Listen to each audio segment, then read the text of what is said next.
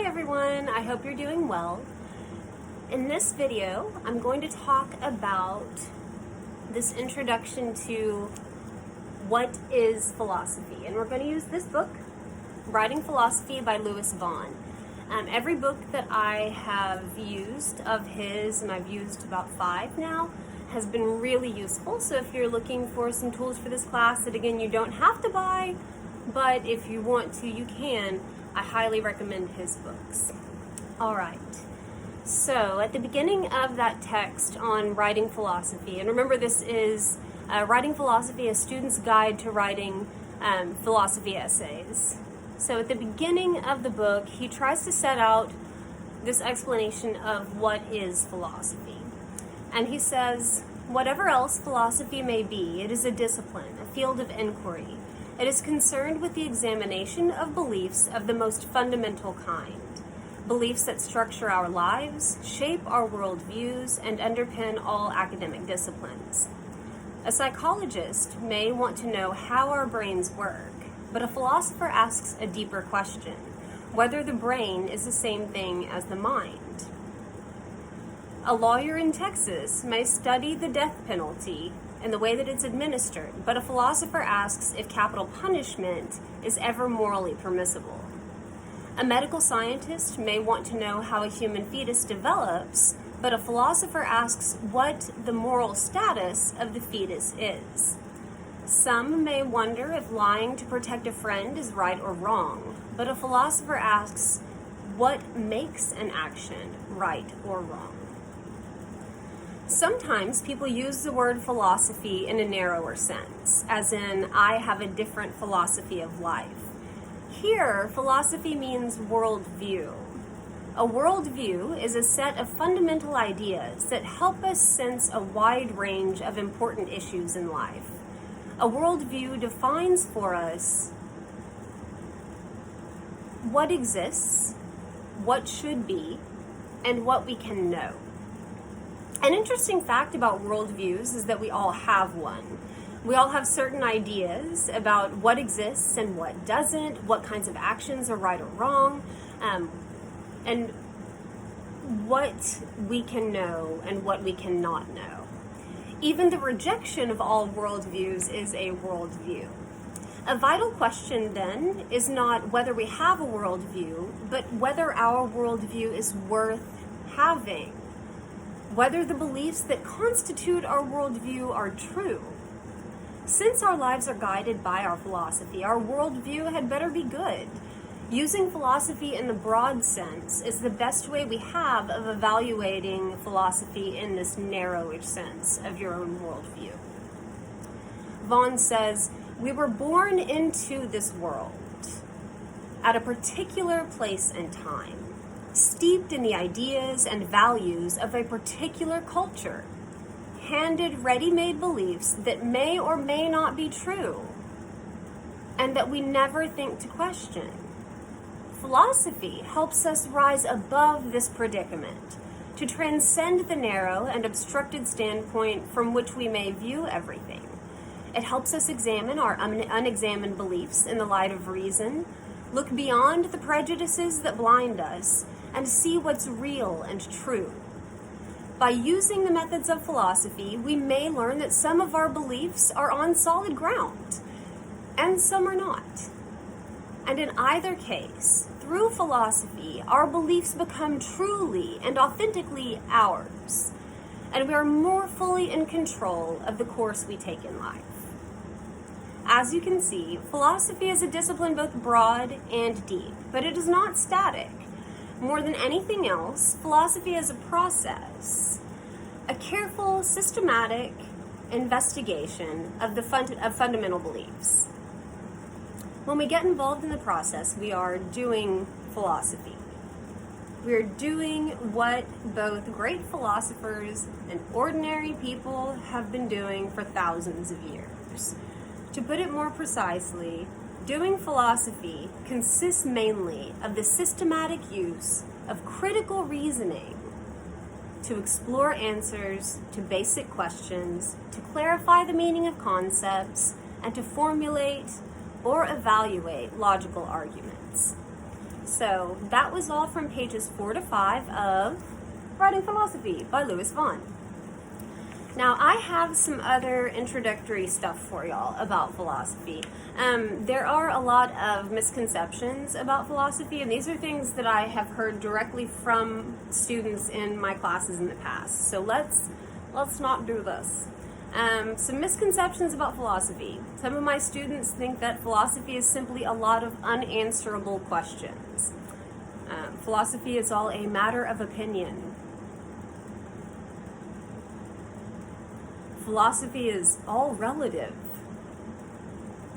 That all answers in a philosophy class are correct. That there is no right or wrong answer. No. There are times when there will be no right or wrong answer in an ethics class when I'm asking you what you think. But if you are applying a specific ethical theory to a case, to a specific set of facts, there will be a right or wrong answer according to the philosophers who created those ethical systems. So all of those statements demonstrate a fundamental misconception about what philosophy is. So what is philosophy? We just had that explanation from Lewis Vaughn out of his book, but really philosophy is a search for wisdom in all things. As y'all saw before, philosophy in ancient Greek means the love of wisdom. So historically speaking, philosophy is the world's first academic discipline. What is a philosopher? A philosopher is ultimately concerned with acquiring as many true beliefs and rejecting as many false beliefs as possible. A philosopher also wants to be a certain kind of person, one who wants and is able to find truth in all things. A philosopher is open to anything being subjected to rational inquiry and thinks nothing should be believed if it does not survive that process. Just FYI, philosophy is still one of the most male-dominated disciplines. Last I checked the statistics, only about 19% of professional philosophers are female. All right, so philosophers are concerned with what do we know, what can we know, what exists, what doesn't exist, how does the world work, and how should the world work. So that's what we're studying in this class. How should the world work?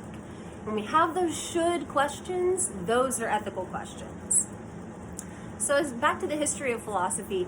Originally, as being the oldest academic discipline, it was the only thing to study. There was nothing else to study other than philosophy, because philosophy was the study of all things. It was that starting point for all of those questions that we have in other academic disciplines.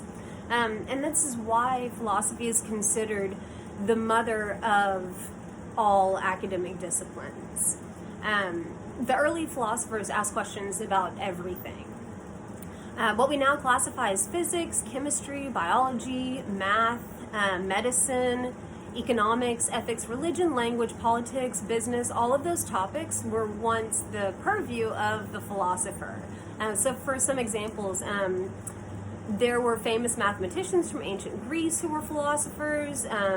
Hippocrates, the father of medicine, was a philosopher.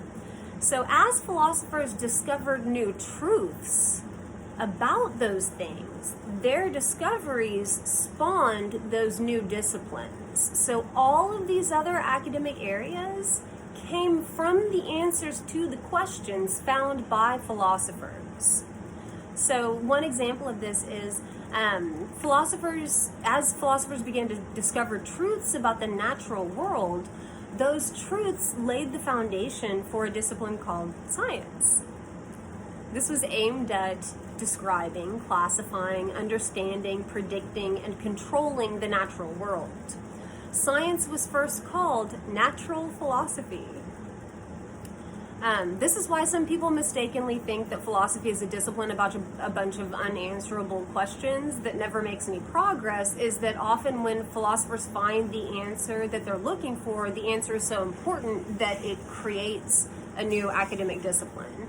That discipline gets a new name and then goes off to discover more truths, but then people tend to forget this is an offshoot of philosophy. This was born in philosophy. Philosophers that don't join those new disciplines and those new fields, we get stuck with all the questions that haven't been answered yet. And some of them are thousands of years old, like our ethics questions. So when you take a philosophy class, it may seem like philosophy is just those unanswered questions, but that's because that's what's left. In reality, almost every major leap forward in human knowledge was the result of philosophers asking hugely important questions. Therefore, philosophy is not just a matter of opinion. Just because a question is difficult to answer does not mean that some answers are not better than others. So, for example, if an answer is logically incoherent or if an answer is inconsistent with known facts, then it's wrong. And it's not as good of an answer as one that is consistent with known facts or is logically coherent. We'll talk about those things later in the semester. So an answer being difficult to find does not mean that the answer does not exist. Okay, so we're living in the post-truth era, apparently. That's problematic for philosophers because philosophy is the search for truth. So in this class, truth is not relative. Contrary to common misconception, truth is not relative. The notion that something can be true for one person but not for another reflects an idea called individual relativism. It can be true that someone believes something and another person doesn't believe that thing, but the truth and your beliefs can't, and my beliefs and the truth, everyone's beliefs and the truth can and often are different things.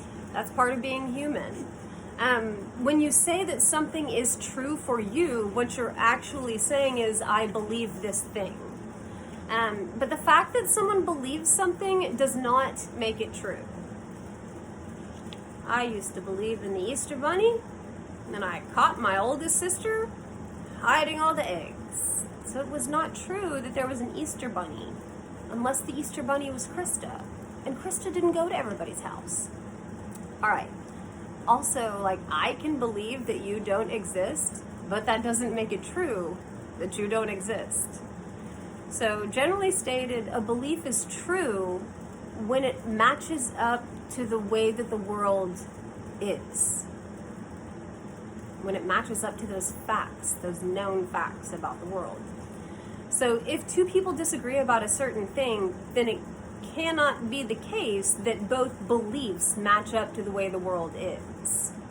If they're starkly disagreeing with each other about something. So what a person believes cannot be true for them. It is a belief, but it's not the truth. So when someone says you're speaking your truth, that statement is problematic to me because it's not a true statement. When you are speaking your truth, you're explaining your opinions and your beliefs. And there is absolutely nothing wrong with that. There's nothing at all wrong with having your own perspective, or your own beliefs, or your own opinions. We want to have those. But what we want to do is we want to base those in a world of facts and grounded in logic, insofar as humans are able to do that. Sometimes it's not easy to do that. This idea of relativism also goes to moral relativism, but we're going to talk about that later in the semester. Not just yet. Alright, y'all. This video is getting to be over 14 minutes long, so we're going to go ahead and wrap it up. But in this video today, we talked about just an introduction to philosophy. We went over a couple of ideas from Lewis Vaughn's Writing Philosophy to give you a basis for where philosophy is and where it began. We talked about some of the history of philosophy and how philosophy is the origin of all academic disciplines, and we talked about some of those common misconceptions about philosophy. All right, everyone, I hope you have a great day, and I will see you next time. Thank you.